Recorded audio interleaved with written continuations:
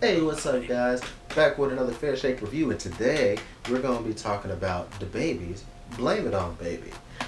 So yeah, he's back at it again. I got to go check out Kirk before, and I was like, oh, now I get to finally hear. I finally heard a full project. I mean, I didn't listen to Baby on Baby, just a couple tracks off of it, but like Suge and Babysitter, um, but moving on to Blame It On Baby, I feel that, he's another very consistent person.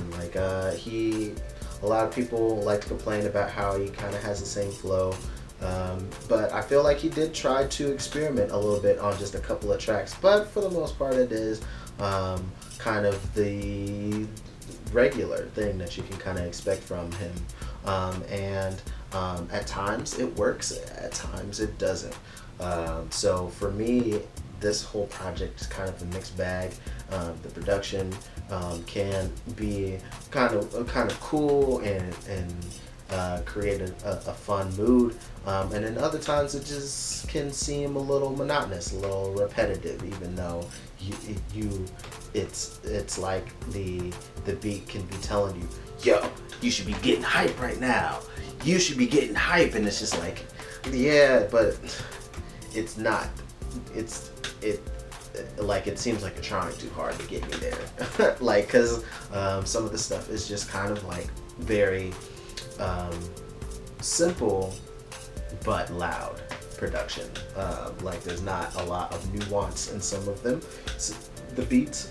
So that's why, to me, sometimes the production also hurts DaBaby as well.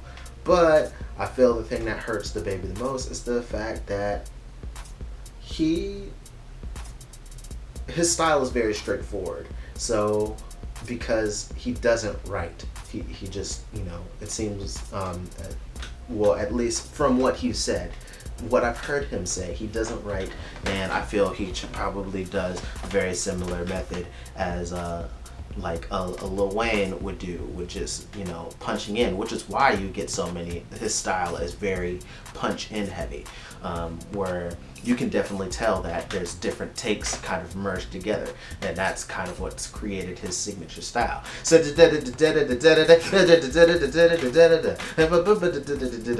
then you gotta add your let's goes and all that good stuff. yeah, all those little things. So even though like I said before, there's a couple tracks that he kind of switches that up a little bit. So like Find My Way, I feel like he switches it up a little bit. I feel like on Drop he switches that up a little bit. Nasty, he switches it just a little bit as well. And let's see, what's the other one? I feel like there's one more that I'm missing that I know for sure light, I think, is it light skin stuff? I don't cuss so. Oh no, sad. It's sad-ish where he tries to sing.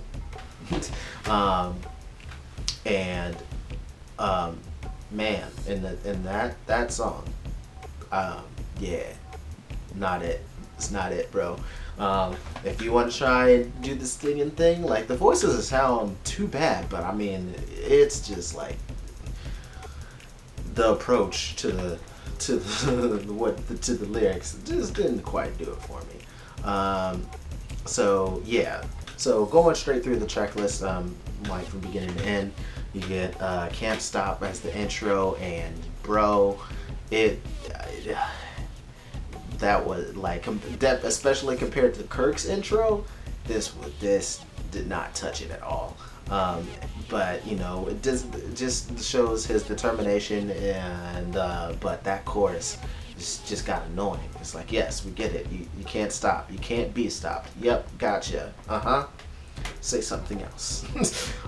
Pickup, even though it's very short, with Quavo, I actually did kind of enjoy that one.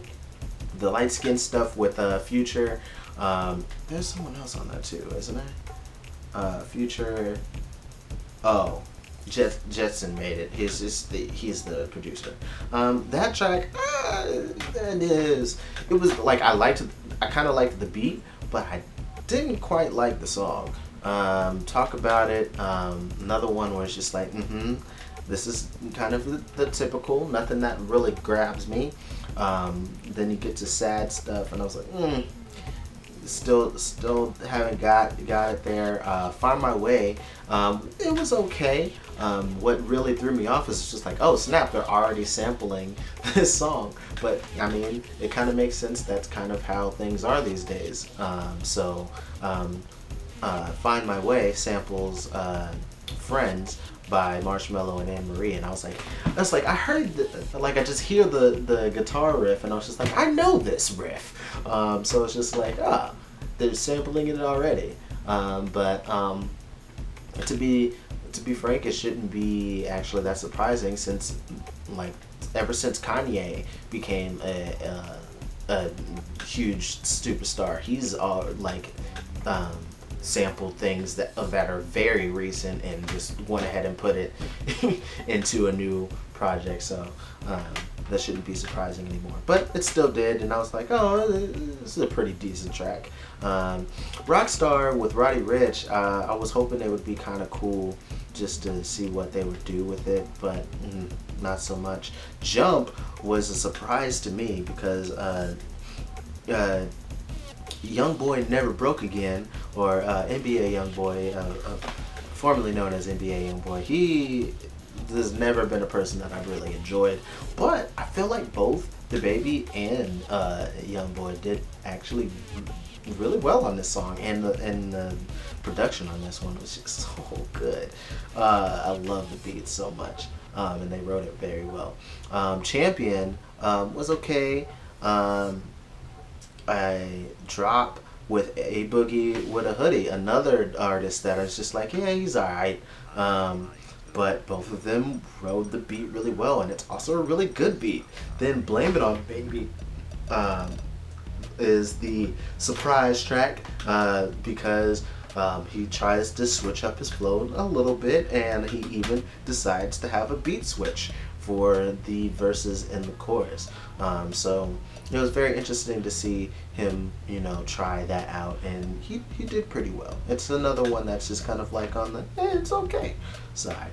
Then Nasty was another surprise with Ashanti and Megan Thee Stallion, because he brought out Ashanti. Oh snap! Let's see what she'll do. But straight up sex track, and I mean, that makes sense to get Megan on that, since she's been down to do those kind of tracks before on her own material, and it was there's a trade right there, since they both did cast stuff together. But yeah, they weren't afraid to get a little explicit with it, and even Ashanti's small contribution verse wise, because she also sung the chorus, was very. It was slightly unexpected, but I guess it's just what I should expect with the current landscape of music these days. And there's a very easy callback to her baby, baby, baby, baby, baby, which makes sense since it's DaBaby. So of course you'd want to include that. It's an easy reference to the main artist of the track and also the guest. So easy connection there to make that part of it. So, but it's an okay track.